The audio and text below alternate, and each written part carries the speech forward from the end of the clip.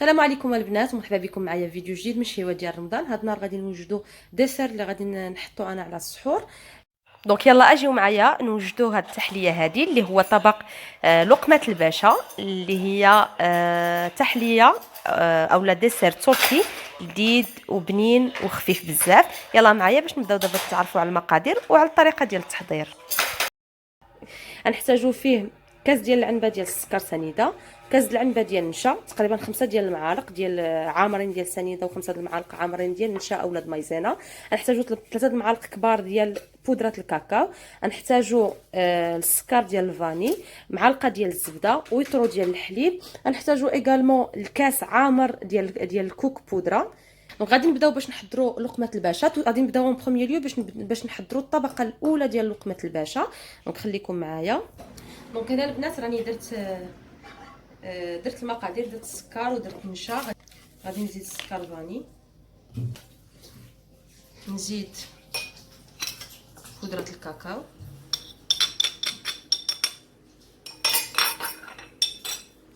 انا كاضافه غادي نزيد شويه ديال القهوه سريعه الذوبان. نورمالمون كدار بلا بها، انا بغيت نضيفها حيت كتعجبني داك الميلونج د مذاق القهوه مع الكوك، كيجي زوين. دونك نديرو معلقه ديال القهوه سريعه الذوبان. ودابا غادي ندير الحليب، نخلط بعدا هاد المقادير شويه قبل ما نحط الحليب.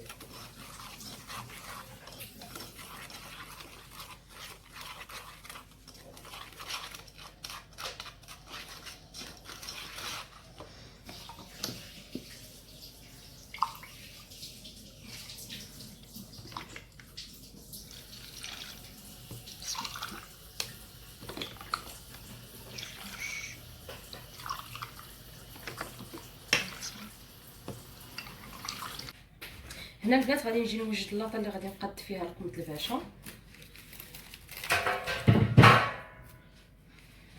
دونك اول حاجه باش تساعدني اللاطه سورتو بالنسبه للتقديم والمرحله الاخيره د لقمه الباشا، غادي نجي نسرح عليها الفيلم اليمونتير غير باش تساعدني في اخر مرحله كتكون عندي ديال التقديم، باش ما كيسخناش. سينو راه تقدروا تو سامبلومون تجيو ودهنوا اللاطه ديالكم بالزبده وصافي.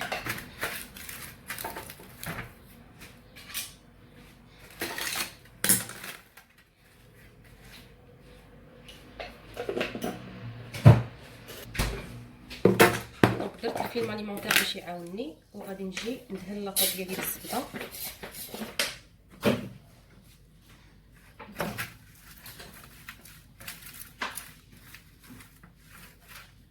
غنجيو البنات غندردرو داك الكوب ديال الكوك اللي عندنا، غنعمرو اللاطه مزيان بالكوك.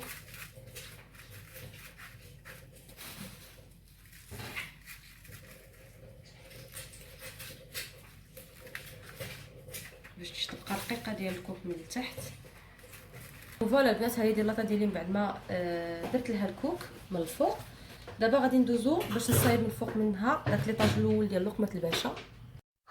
هنا البنات داك الخليط اللي وجدت غادي نديرو دابا فوق العافيه، وغادي نبقى نحرك حتى تعقد لي الخليط ديالي. ما نحبش من التحرات بحال اللي كندير لكاع الكريمات ديالي. وعاد نجيو باش نسرحوه في اللاطه.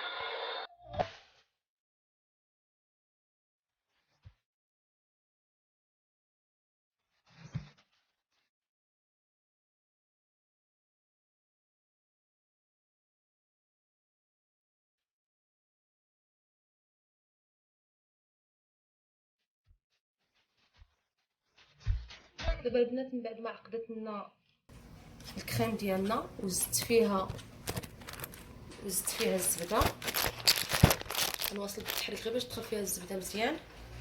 ومن بعد غادي نهرقها.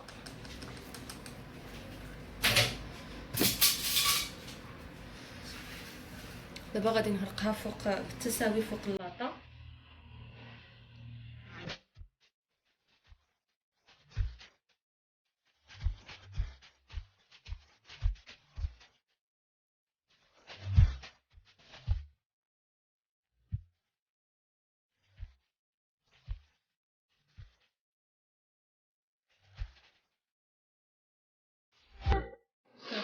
دونك هيا البنات من بعد ما سرحتها غندخلها للثلاجه للمبرد، غنخليها في الريفريجيراتور شي 3 ساعات ولا 4 ساعات، لان خصها تشد راسها مزيان مزيان مزيان مزيان. وعاد غادي ندوز باش نوجد لها الطبقه الثانيه ديال لاكريم، وعاد داك الساعات غنعاود نردها للثلاجه. دونك خليكم معايا ان شاء الله. ملي غادي تشد راسها بخي 3 زور من مور 3 ساعات غادي نرجع معكم باش نوجدوا لاكريم. بالنسبه لهاد لاطه البنات قبل ما ندخلها للثلاجه غادي نحطي هاد البابي الفيلم اليمونتير، وعاد ندخلها للثلاجه باش ما تشم لنا حتى ريحه الثلاجه.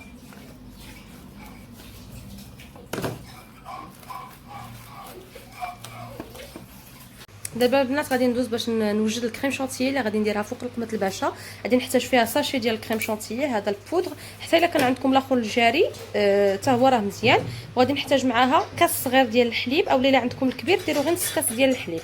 يعني ما غاديش تحتى ما نحترموش المقادير اللي هنايا، هما كيقول لك طلعيها ب 4 لتر ديال الحليب، غنطلعوها حنايا بنص ديال الكميه باش تجينا عقده واحد شويه.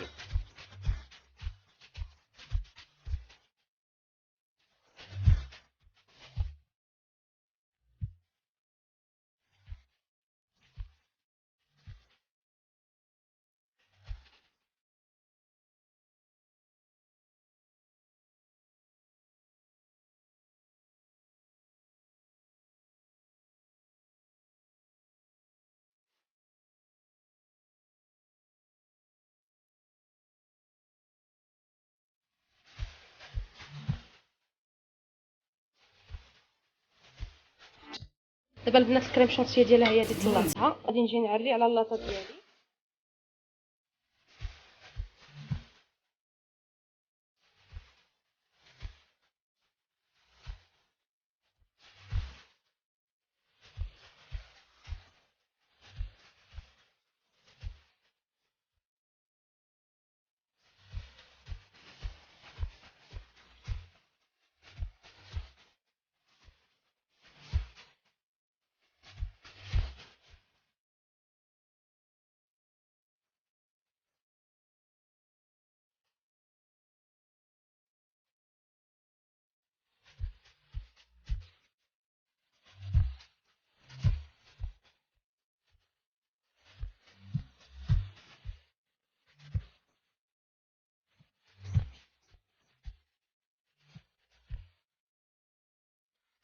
من بعد ما سرحنا الكريم شونتيي غادي نرجع ندخلها تشد راسها مزيان في المبرد، ومن بعد عاد غادي نخرجها باش نوريكم الطريقه ديال التقديم ديال لقمه الباشا. غندير لها دابا الفيلمات مونتير، غنديرو لها على السطح غير باش ما تشم لنا حتى حاجه في الثلاجه، ومنها ما كتنشفناش داك لاكريم ما تحجرناش. دونك هيا البنات رجعت معكم من بعد ما شدات لي راسها. ها نتوما خصها تولي شاده راسها مزيان. الا جبدتوها من المبرد وبانت لكم مازال ما شدتش راسها وما غتعاونكمش على الطويان، تردوها عافاني تبرد مزيان.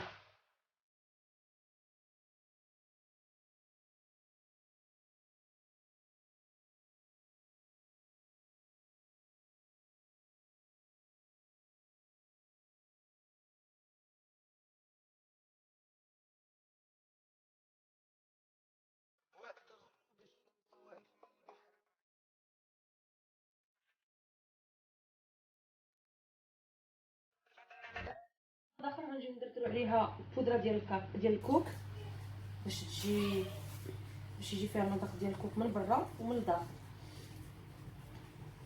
دابا غنجيو بسم الله وغنبداو نلويوها بهادشي.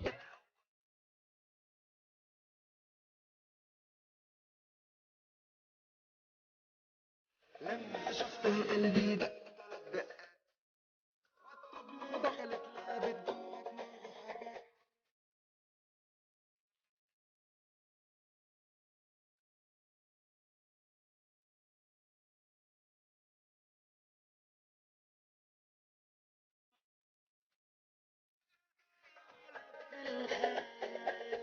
عودك بالخير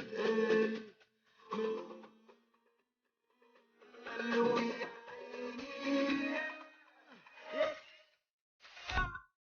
دونك ها هو البنات بالنسبه للطبق ديالي ديال لقمه الباشا التركيه من بعد ما ساليته بالرولاج. دابا غادي نرجعو ندخلو للثلاجه حيت لاحظت ان ما باردش بزاف، وما غاديش نخرجو حتى غادي نجي نحطو على السحور باش نزينو وعاد نوريكم النتيجه النهائيه. نرجع معكم اون فوا نقاد الصحون ديالي ملي نجي نسربيهم على السحور. وهذا هو النتيجه النهائيه البنات ديال لقمه الباشا اللي غادي نقدمها ان شاء الله على الوجبه ديال السحور. كتجي بنينه بنينه بزاف، وداك الرولاج اللي كنديرو لاباط ديالها اولا ديك الطبقه التحتانيه ديالها كيجي باين ومفروق بداك الكريم شونتيي، راه كتجي بنينه ولذيذه وزوينه. كي قلت لكم تقدموها بارده باش ما يرجعش يذوب لكم داكشي، دونك ما تخرجوهاش من الثلاجه وتحطوها محطوطه بزاف، تخرجوها تكونوا غادي تقدموها. يلا بصحه وراحه، نتلاقاو ان شاء الله في فيديو جديد مع طبق واحد اخر.